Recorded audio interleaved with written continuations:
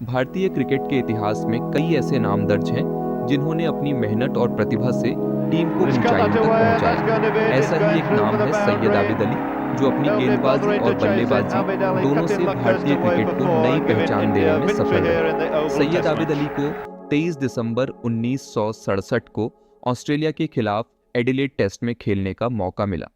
उन्होंने पहले ही दिन अपनी गेंदबाजी से सबको चौंका दिया।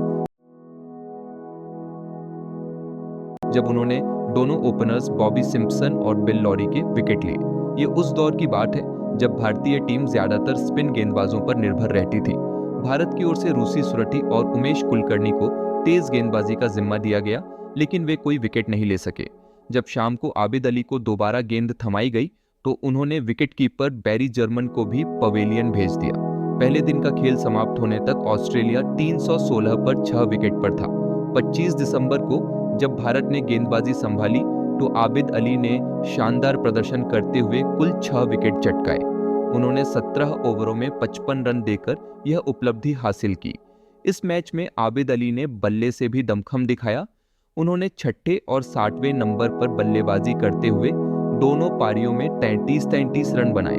हालांकि भारत ये मैच हार गया, लेकिन आबिद अली ने अपनी प्रतिभा का लोहा मनवा लिया। इसी सीरीज के आखिरी टेस्ट में उन्हें सलामी बल्लेबाज के रूप में खेलने का मौका मिला। तेज गेंदबाजी का सामना करते हुए उन्होंने 78 और 81 रन की शानदार पारियां खेली। इस पूरी सीरीज में उन्होंने कुल 299 रन बनाए, जो भारत के लिए पटौदी और रूसी सुरठी के बाद तीसरा सर्वश्रेष्ठ प्रदर्शन था। इसके साथ ही उन्होंने 8 विकेट झटके और 4 कैच भी पकड़े। इस प्रदर्शन से उन्होंने खुद को एक हर फन मौला खिलाड़ी के रूप में स्थापित कर लिया। 1968 में न्यूजीलैंड के खिलाफ भारत ने इतिहास रचते हुए अपनी पहली विदेशी टेस्ट सीरीज जीती। इस ऐतिहासिक जीत में आबिद अली का योगदान महत्वपूर्ण रहा।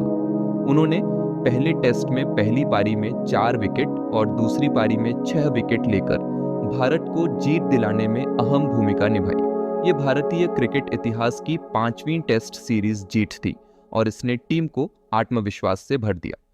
1969 में न्यूजीलैंड की टीम भारत दौरे पर आई और 3 मैचों की सीरीज 1-1 से ड्रॉ रही। पहले टेस्ट में भारत को जीत मिली, जिसमें न्यूजीलैंड ने दूसरी पारी में 60 ओवर खेले और इनमें से 46 ओवर बेडी और प्रसन्ना ने डाले।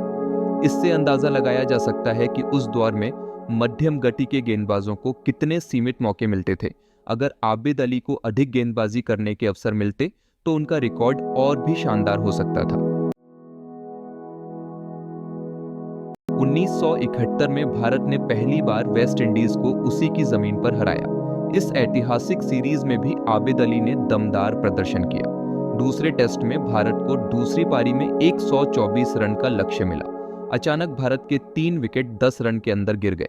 ऐसे समय पर आबिद अली ने सुनील गावस्कर के साथ मिलकर टीम को जीत दिलाई। इतना ही नहीं, उन्होंने इस सीरीज में वेंकटराघवन और बेदी के बाद सबसे ज्यादा 11 विकेट लिए। उनके द्वारा लिए गए विकेटों में सोबर्स, लॉयड और फेड्रिक्स जैसे दिग्गज 2-2 बार आउट हुए। एक बार तो उन्होंने रोहन कन्हाई और सोबर्स को लगातार 2 गेंदों पर बोल्ड कर दिया। 1971 में भारत ने इंग्लैंड को पहली बार उनके घर में हराया।